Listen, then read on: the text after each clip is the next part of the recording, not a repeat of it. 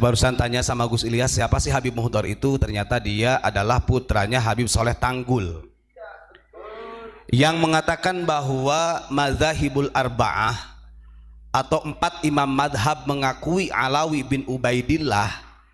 Saya nyatakan itu bohong. Itu dalil yang memaksakan, karena sampai dini hari Habib-Habib ini masih ingin dihormati sebagai dzurriyyah Rasul. Tidak ada Imam Maliki, Imam Hanafi, Imam Syafi'i, Imam Hambali menafikan daripada Ahlul Baitnya Nabi. Tapi yang bermasalah ini justru adalah para habaib yang dzurriyyahnya, katanya dzurriyyah Rasul melalui Alawi bin Ubaidillah yang sekarang lagi rame polemik nasabnya. Dimuliakan Allah Subhanahu wa taala, untuk menjelaskan apa yang disampaikan oleh Habib Muhdar ya. Saya barusan tanya sama Gus Ilyas, siapa sih Habib Muhdar itu? Ternyata dia adalah putranya Habib Soleh Tanggul, yang mengatakan bahwa mazahibul arba'ah atau 4 imam madhab mengakui Alawi bin Ubaidillah. Saya nyatakan itu bohong. Itu namanya penyimpangan sejarah. Kalau kita lihat dalam catatan Ba'alawi, Alawi bin Ubaidillah ini dia wafat tahun 410 Hijriah. Kita ambil imam 4 madhab, yang paling muda adalah Imam Ahmad bin Hambal. Imam Ahmad bin Hambal saja beliau wafat tahun 240 Hijriah. Artinya bedanya sudah 200 tahun yang lalu. Apalagi dengan Imam Syafi'i, apalagi dengan Imam Maliki, apalagi dengan Imam Hanafi yang lebih tua. Artinya sangat tidak rasional. Itu adalah dalil yang memaksakan. Ingat-ingat, itu dalil yang memaksakan, karena sampai dini hari Habib-Habib ini masih ingin dihormati sebagai dzurriyyah Rasul. Itu catatan. Siapapun itu, mau ada Habib yang lebih tua kek, mau Habib dari mana saja, kalau mengatakan bahwa mazahibul arba'ah mempercayai Habib, mempercayai Alawi bin Ubaidillah, itu dusta, bohong. Jangan sampai di dalam kitab Al-Um ini secara tekstualnya A disampaikan Z kepada umat. Nih kita punya kitab Al-Um. Kalau kita bongkar sejarahnya, ketika syiarnya Imam Syafi'i ketika di Yaman, malu orang Yaman. Nanti saya bacakan. Kalau 4 madhab ini mencintai Ahlul Bait Nabi, dzurriyyah Nabi, bahkan mewajibkan kepada seluruh umat muslim untuk memuliakan, mencintai Ahlul Bait Nabi, itu betul. Tapi bukan Alawi bin Ubaidillah, bukan Habib. Ini yang keliru. Tidak ada satupun dari mazahibul arba'ah ini yang menafikan Ahlul Bait Nabi. Tidak ada Imam Maliki, Imam Hanafi, Imam Syafi'i, Imam Hambali menafikan daripada Ahlul Baitnya Nabi. Tapi yang bermasalah ini justru adalah para habaib yang dzurriyyahnya, katanya dzurriyyah Rasul melalui Alawi bin Ubaidillah yang sekarang lagi rame polemik nasabnya. Kan begitu. Ini jangan sampai menjadi doktrin. Ini perlu disampaikan ya. Nanti saya bacakan nih rentetannya. Karena beberapa kitab, termasuk di dalam kitab I'anatut Thalibin ya, juga menukil fatwa Imam Syafi'i betapa wajibnya umat muslim mencintai Ahlul Baitnya Nabi. Tapi bukan Habib, bukan dzurriyyahnya Alawi bin Ubaidillah, bukan. Oh, sampai dini hari aja Ubaidillah ini kok belum terverifikasi sejarahnya. Yang katanya Ubaid, kemudian Abdullah ditasgir jadi Ubaidillah, sembah lah. Kita nggak tahu itu. Kan begitu. Nih, sejarah akan membongkar bagaimana Imam Syafi'i ketika beliau rihlah berada di daerah Najran. Waktu itu Najran menjadi pusat pemerintahan gubernur yang ada di negara Yaman pada waktu itu. Ini saya bacakan. Karena memang karakter Yaman memang begitu, Pak. Di sini dijelaskan begini. Wa tawalla Najran wa waliyul Yaman yusani'u ahlahal ladzina la yajiduna 'inda Syafi'i al-musana'ah wal mudarah. Ingat, Imam Syafi'i ketika berada di Makkah, beliau pernah menjadi bagian daripada pemerintah yang ada di Yaman. Kemudian beliau rihlahlah ke daerah Najran. Dan tujuan Imam Syafi'i, ingat, pada waktu itu belum ada istilah Habib. Imam Syafi'i wafatnya tahun 204 wafatnya. Alawi bin Ubaidillah 410, jauh belum ada tuh Alawi bin Ubaidillah itu. Nah, ketika Imam Syafi'i pernah bekerja sama dengan pemerintah yang ada di Yaman, pada waktu itu Imam Syafi'i melihat perlakuan dari gubernurnya atau para pemimpinnya, wali-walinya pada waktu itu yang gemar dihormati, bahkan menyaksikan sendiri. Imam Syafi'i itu melihat ketika ada pemerintah-pemerintah yang datang, gubernurnya, menteri-menterinya, itu masyarakat penduduknya wajib hormat. Ketika Imam Syafi'i berada di sana, atharus Syafi'i al-adla, atharus Syafi'i al-adla. Imam Syafi'i tujuannya rihlah, hijrah ke Yaman, membantu pemerintahan Yaman pada waktu itu, ingin menegakkan keadilan secara kemanusiaan. Catat nih orang Yaman, bagi orang-orang yang istilahnya masih kekeh terus, wabtagha mardatallahi, dan Imam Syafi'i hanya mengharap ridhonya Allah, karena gila hormat, Pak. Nah, ketika Imam Syafi'i berada di Najran, Imam Syafi'i dengan tegas menyampaikan kepada penduduknya, kalau ada gubernur, kalau ada pemerintah, gak usah tunduk-tunduk amat. Artinya selumrahnya saja kita hormati. Ini mendatang harus tunduk, harus dicium. Itu sudah terjadi Pak zaman itu. Nah, karena melihat Imam Syafi'i menyampaikan seperti itu, yang tujuannya di sini ada kesetaraan secara manusia, jangan sampai dijadikan seperti raja-raja. Akhirnya gubernur ini merasa ditampar dadanya dengan keberadaan Imam Syafi'i. Apa yang terjadi? Karena Imam Syafi'i menegakkan keadilan di Najran, di Yaman, yang pada waktu itu para pemerintahannya, wali-walinya, wali maksud di situ pemerintah, gubernurnya selalu ingin dihargai, dihormati berlebihan oleh warga masyarakatnya. Akhirnya karena Imam Syafi'i membantah, mengkritik mereka gubernur Yaman, para pemerintah Yaman, akhirnya Imam Syafi'i dimasukkan ke 9 ulama yang didaftarkan oleh gubernur Yaman sebagai pemberontak. Bayangkan, dari dulu begitu. Imam Syafi'i ini dimasukkan daftar 9 ulama pada waktu itu yang memberontak kepada gubernur Yaman. Dan tidak hanya seperti itu saja. Ingat, setelah Imam Syafi'i dicurigai, nih yang katanya Habib Muhdar Imam Syafi'i mempercayai Ubaidillah, ya, ini bertolak belakang dengan sejarah Yaman. Terus kemudian setelah berada di Yaman, Imam Syafi'i dimasukkan ke 9 ulama, daftaran 9 ulama pemberontak, kata mereka gubernur pemerintah Yaman yang ada di Najran. Dan setelah itu 9 ulama termasuk Imam Syafi'i, beliau mau dilemparkan ke Baghdad dengan jalan kaki, Pak. Bayangkan, mau dipulangkan ke Baghdad, maksud dihadapkan kepada Raja Harun ar-Rasyid pada waktu itu dalam keadaan dibelenggu, dirantai. Nah, ini yang pernah saya ceritakan. Bayangkan, dari Najran sampai Baghdad 9 ulama termasuk Imam Syafi'i, beliau dirantai, diikat, dibelenggu, tangannya seperti ini, dan digiring sama pemerintah-pemerintahnya orang Yaman sambil bawa pedang, ditakut-takuti dengan pedang, Pak. Artinya dari 9 ulama itu kalau sampai melawan, mati di tempat, karena dianggap pemberontak pada waktu itu oleh gubernur Yaman. Tujuannya ingin melaporkan kepada Raja Harun ar-Rasyid yang ada di Baghdad, supaya, dan gubernur itu gak sungkan-sungkan, Pak, pemerintah Yaman pada waktu itu.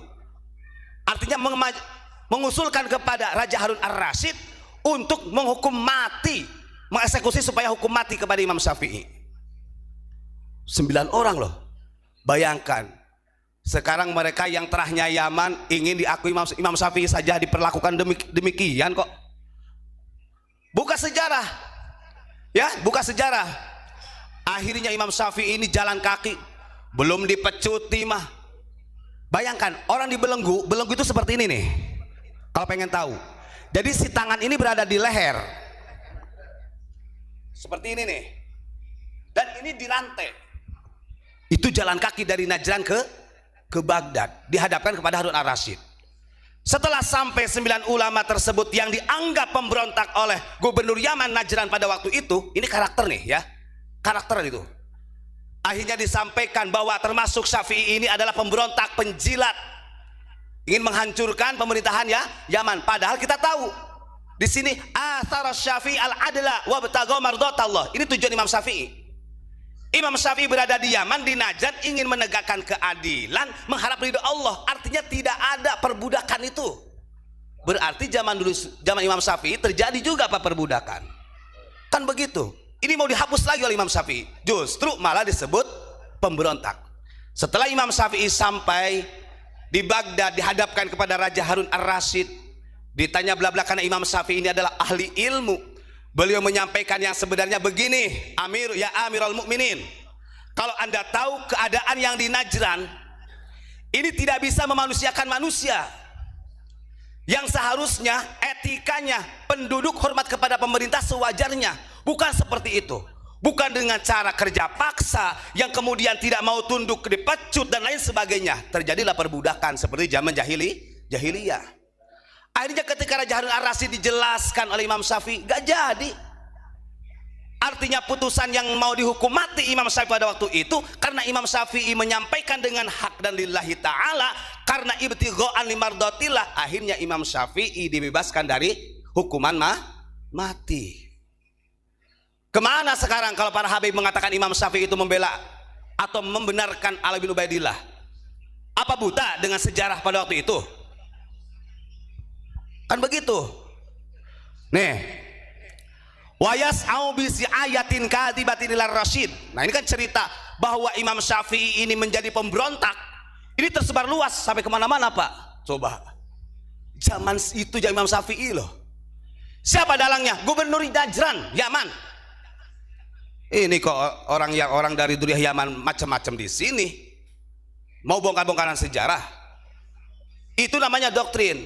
Terus akhirnya Imam Syafi'i terbebas dari hukuman mati. Nah, ketika Imam Syafi'i yang dikatakan oleh Habib Muhdar ini mengiyakan, artinya membenarkan tentang Alawi bin Ubaidillah, itu salah total. Yang ada di dalam kitab beliau mengatakan begini, Imam Syafi'i, wa kullu muslimin mutasyayyi'in idza kana hubba alal baiti wajiban fil Islam. Yang artinya setiap orang Islam, setiap orang yang muslim, dia wajib mencintai ahlul baitnya Nabi. Alam yaqul Rasulullah sallallahu alaihi wasallam. Karena ini sesuai dengan sabda Nabi, artinya perintah Nabi, kata Imam Syafi'i. Fil hadits sahih, di dalam hadis yang sahih, la yu'minu ahadukum hatta akuna ahabba ilaihi min walidihi wa waladihi wan nasi ajma'in.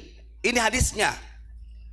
Artinya seseorang di antara kamu tidak dikatakan beriman sehingga dia bisa mencintai Nabi, anak-anaknya dan seluruh manusia.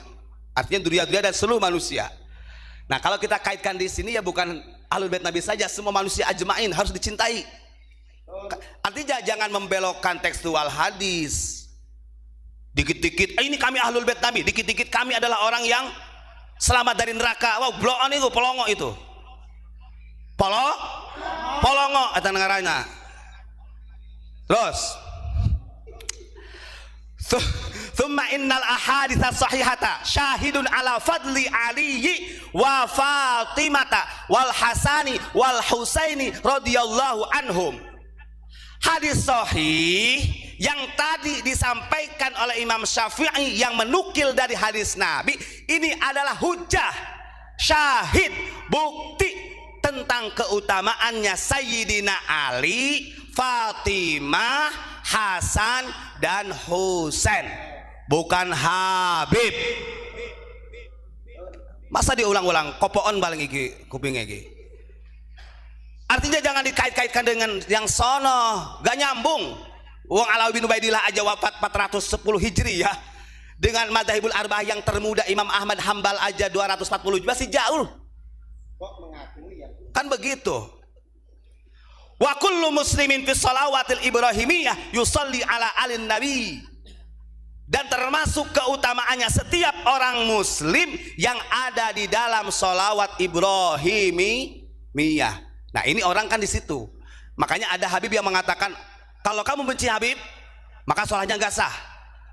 Karena di antara rukun sholat itu harus mencintai Habib ada.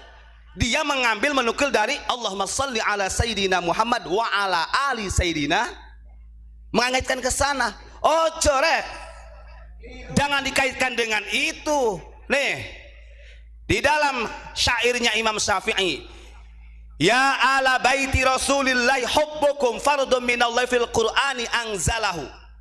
Wahai ahlul bait Nabi, mencintaimu adalah wajib. Ingat ya, mencintai ahlul bait Nabi itu wajib, karena sudah tercatat di dalam Al-Quran. Cari dari 114 surat ayat Al-Quran yang mengatakan ahlul bait Nabi tentang Ubaidillah atau Habib, ada gak? Gak ada. Ada juga innama yuridul agumuriza ahlal baiti. Dan ahlal baiti di sini ulama-ulama mufassir sudah mufakat siapa-siapanya saja, sehingga orang-orang ini dijaminlah masuk ada jaminan surga. Dikit-dikit ahlul bait, makanya saya sering mengatakan jangan disamakan Habib dengan ahlul bait. Ya, konteksnya beda. Wah, Imam Syafi'i ini tercatat di sini dalam kitab Al-Um. Beliau bin sampai Rasulullah. Beliau nggak pernah mengatakan ana ahlul bait kok.